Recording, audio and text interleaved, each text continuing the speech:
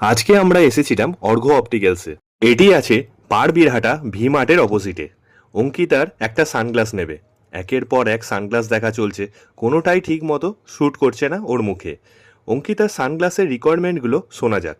Full black হলে হবে না, হালকা শেড থাকতে হবে, পিঙ্ক কালার হলে হবে না, মাথা ঝাঁকালে যেন পড়ে না যায়, মুখ ছোট চশমা বড় হলে হবে না, চশমা কাঁচগুলো গোল গোল হলে হবে না, চশমা যেন ভারী না হয়, ফ্রেমটা যেন পাতলা হয়।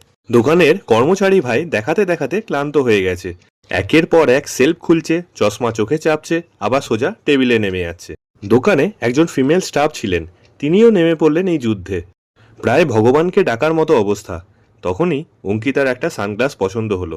ব্যাস, বুঝে গেলাম বেশি লেট করা যাবে না, ঝটপট কিনে নিলাম। এমন কাস্টমার পেয়ে অর্ঘ্যদা, যিনি দোকানের মালিক, উঠে এলেন ফটো তুলতে। একটাই কথা বলবো, চশমা বা সানগ্লাস করাতে চাইলে অর্ঘ্য অপটিক্যালসে অবশ্যই আসুন।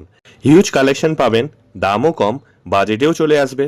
আর দোকানের কর্মচারীদের বিহেভিয়ার সত্যি খুব ভালো।